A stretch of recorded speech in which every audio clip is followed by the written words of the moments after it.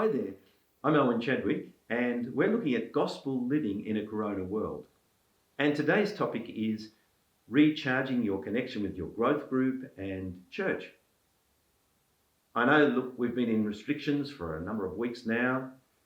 You might be finding it's pretty wearing. You've been through the initial excitement about Zoom meetings and the novelty, but that's wearing a bit thin now. I know hours and hours of Zoom meeting per day really takes its toll. But we want to be a loving church. We want to be connecting and loving and serving one another. And so we're going to put some thought into that today about how to do that well, how to be a connecting church, how to be a loving church. In a moment, I'll get you to pause. A couple of questions will come up and I'll get you to think together in your group about how things are going. So let's do that now.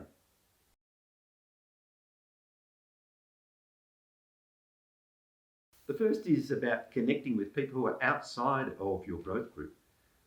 We as a church have put together a system whereby we're looking after people who are not in growth groups. You'll know that growth groups are our primary point of care for people. And there are a number of people who, for whatever reason, can't be in growth groups, haven't been able to be in a growth group. And so we've really wanted to look after those people. And we've put, as it were, a net together whereby people are being contacted roughly on a fortnightly basis who are happy to be contacted by people just reaching out to them, just checking in with them. When people are isolated, we don't want anybody to fall through the cracks. And so that's the first thing that we've done to try and help that. But we don't want that to replace in any way just the spontaneous looking after one another and caring for one another, seeing one another. A bit like, at church, after church, you meet over a cup of tea, you see people, you check in with them, find out how they're going.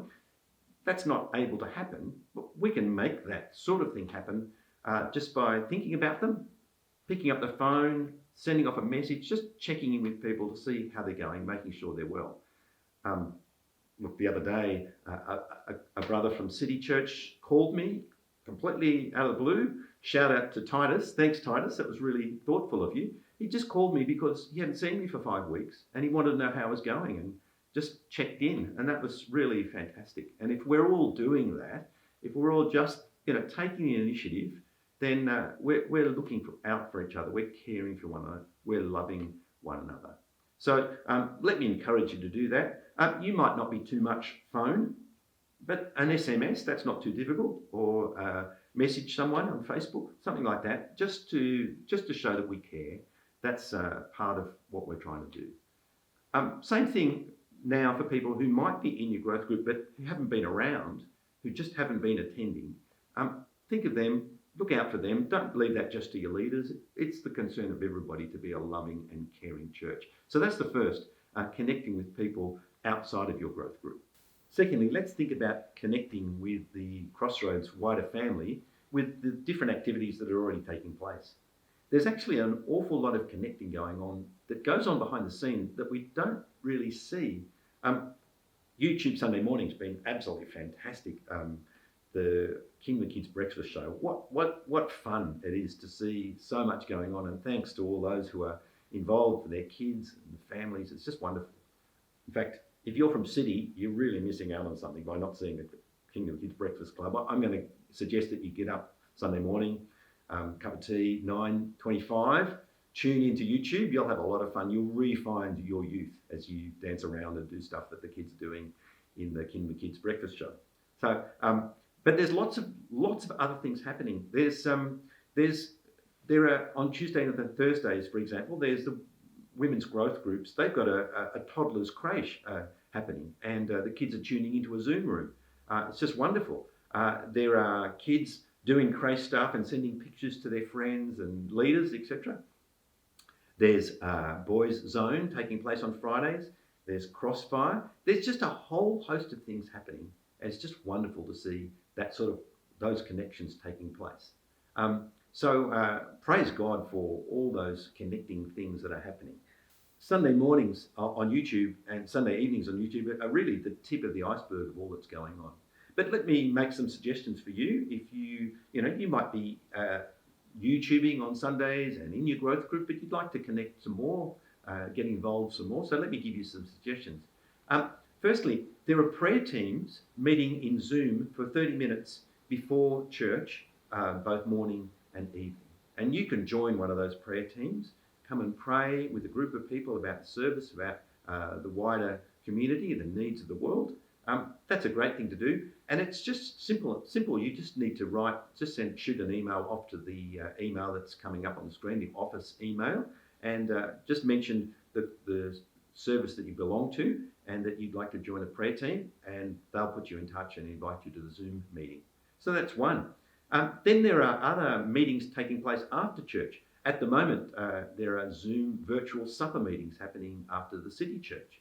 And that's a great way to just get to hang out with some people after supper, a bit like what it's like, during supper time, where you get to hang out with people. You talk to them, they go into breakout rooms, smaller numbers, where you can share and pray together. And we're putting that together for morning service in the future as well. So that's another great thing. If you'd like to know more of any of the things that I've mentioned, again, just use the office email, send off with the request, and we'll get back to you with information.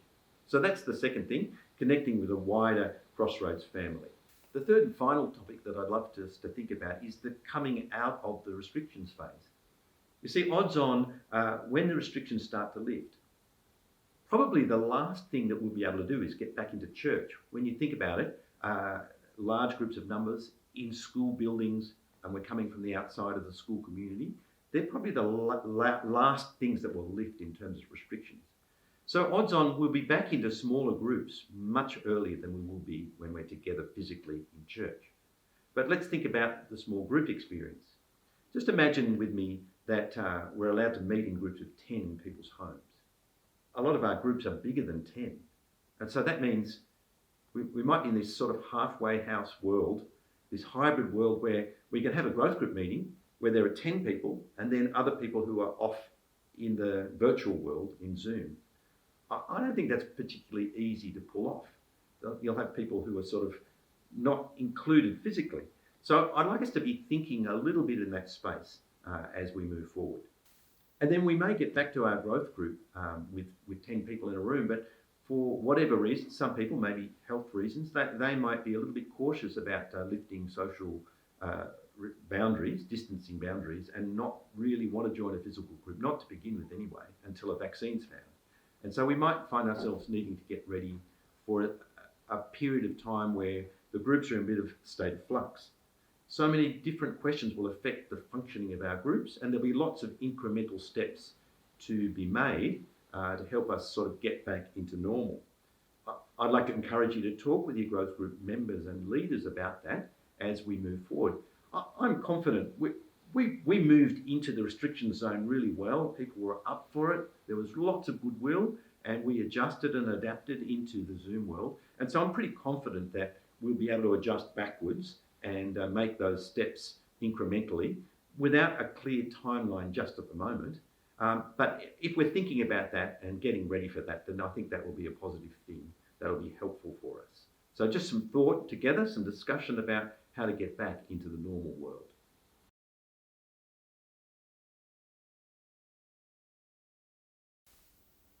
Well, that's probably enough for me for the moment. But just in finishing, I'd love us to read together from 1 John 4, 7 to 11. It's such a great reminder for us for why we meet together. Dear friends, let us love one another, for love comes from God. Everyone who loves has been born of God and knows God. Whoever does not love does not know God, because God is love. This is how God showed his love among us. He sent his one and only Son into the world that we might live through him. This is love, not that we love God, but that he loved us and sent his Son as an atoning sacrifice for our sins. Dear friends, since God so loved us, we also ought to love one another. What a great reminder of how much God has loved us. It's wonderful. Now, would you take what you discussed earlier on when we thought about the challenges and the encouragements about growth group life in the Zoom world? Would you take that list and spend some time discussing together, brainstorming together about what things you can do better, and then finish together by praying, asking God for his help as you put those ideas into practice, and thank him for his kindness to us.